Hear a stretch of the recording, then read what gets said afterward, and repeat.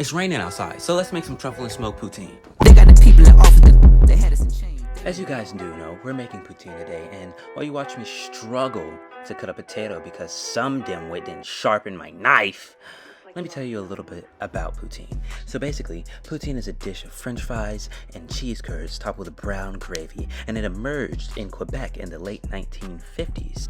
With that in mind, we are going to chop these potatoes into a french fry shape and then dip them into some cold water so all the starch and all the nasty badness can get off of them.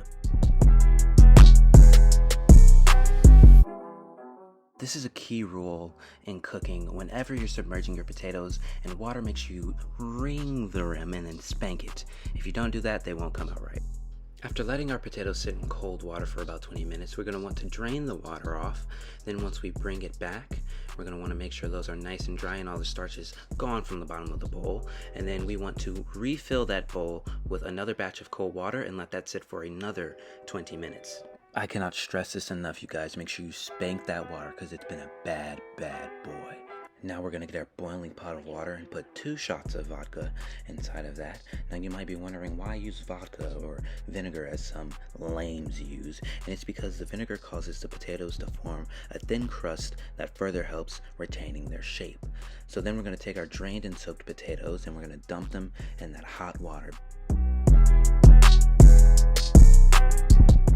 Alright, now we're going to get our cutting board and our huge knife because it's time to make the gravy. Now for the gravy, we're going to need to cut half of a fresh onion and an enormously large piece of garlic.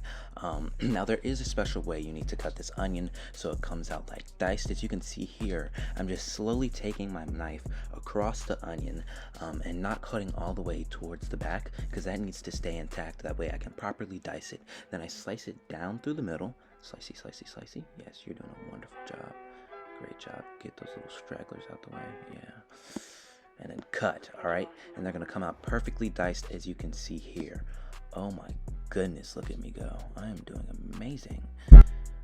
All right, then once you're done, you're going to want to throw that back away because you don't need it. Make sure you clean off your knife with your finger because that's very sanitary. And then slide the onions over. Now you're going to get your comically large piece of garlic and move away all your dirty stuff because, you know, that's just not appealing.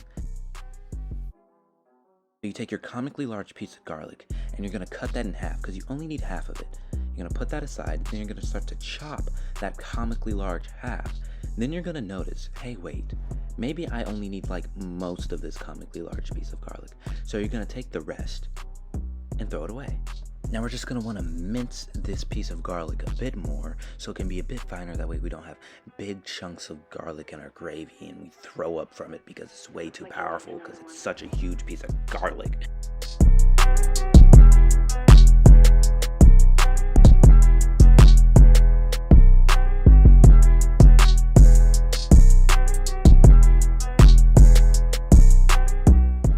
Done chopping our regular, not so regular garlic, we're going to get our black garlic. Now black garlic is a type of aged garlic that is colored deep brown. It was first used as a food ingredient in Asian cuisine. It's made by heating buds of garlic over a course of several weeks, a process that results in these black garlic cloves. Now they have a very rich, unique flavor, but I felt like it would add so much wealth to this gravy that I just had to add it. Now you don't have to add it, but if you're like me and you're better, you should.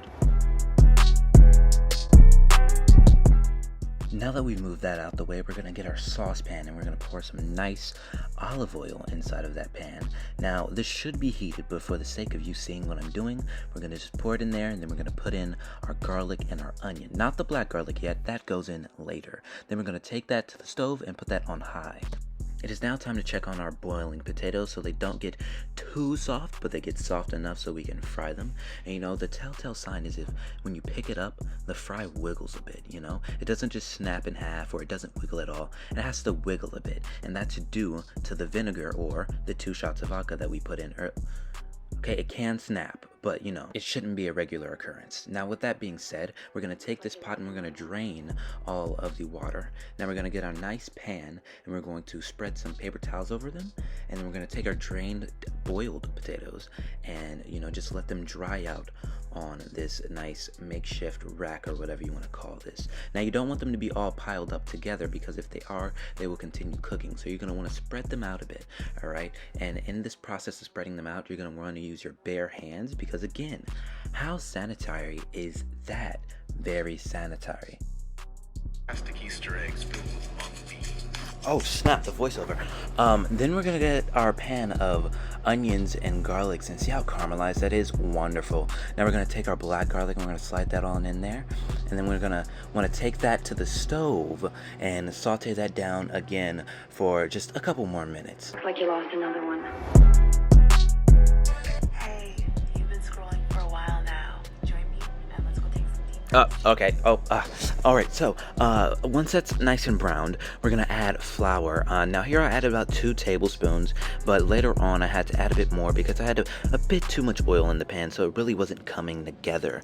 So after you add your flour, you're gonna want to take that back to the stove and make it nice and brown.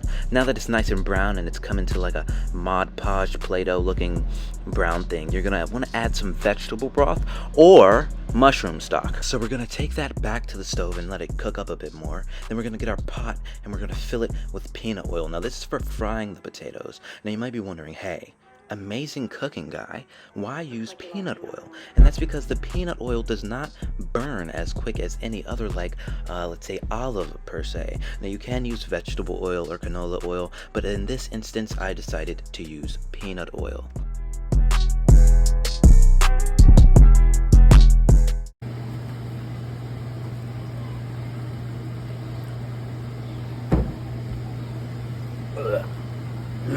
After tasting that and realizing that it was the most hideous, disgusting thing I've ever tasted, I decided to take Azar Spice's Truffle and Smoke seasoning mix and add that to my gravy. Now this really added a lot of form and shape to it, and I also added a bit of chipotle powder because I just wanted just a bit of heat.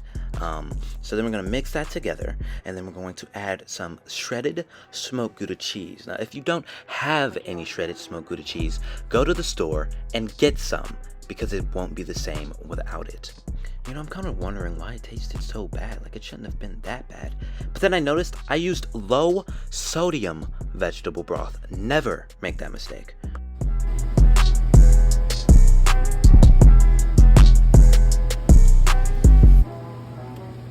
Definitely better. Alright, let's move this little bug. I said move. Now that we have the gravy done, I wanted to test fry just to see how crispy it was getting, and to see how the truffle salt or the truffle and smoke blend from Azar Spice would taste. And after breaking it open and taking a nice big old bite of it, it was actually really good, and I would recommend. You should definitely do this. You should definitely make this recipe. I wanted to test the gravy one more time to make sure it was okay, and I think you can tell how good it was by my reaction. Oh yeah. Oh yeah.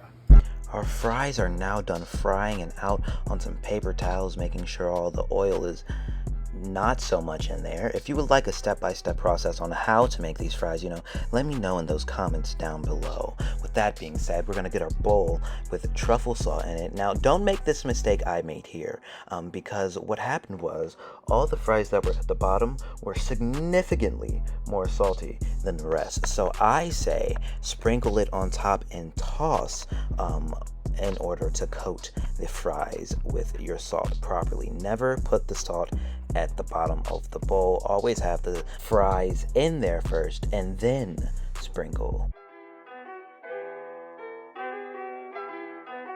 It looks like you lost another one. It is now plating time. Do not ask me where I got this wonderful plate from, because I'm not telling you. So you're going to want to take your fries and perfectly delicately put them on this beautiful plate that I got from Walmart. Oh, wait, I said I wasn't telling. We're going to put them on this beautiful plate that I got from Whole Foods. And then we're going to delicately drizzle our gravy on top. After the gravy, you're going to add your cheese curds, or what I used, which was a herb feta, and then we're going to add some parsley, Italian parsley, because the other's disgusting. Look how beautiful that is. All right, you guys, don't mind the AC. It's hot. It's real hot, but it's done. It's done. And now it's time to taste. Let's see.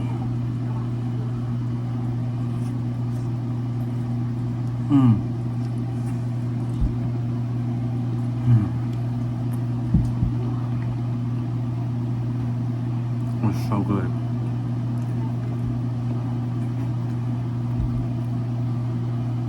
Hold on.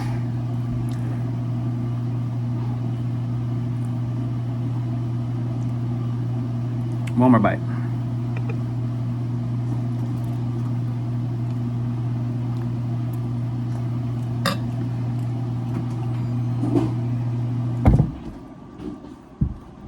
Gotta turn the AC off for this one. It's so good, bro. It's so good.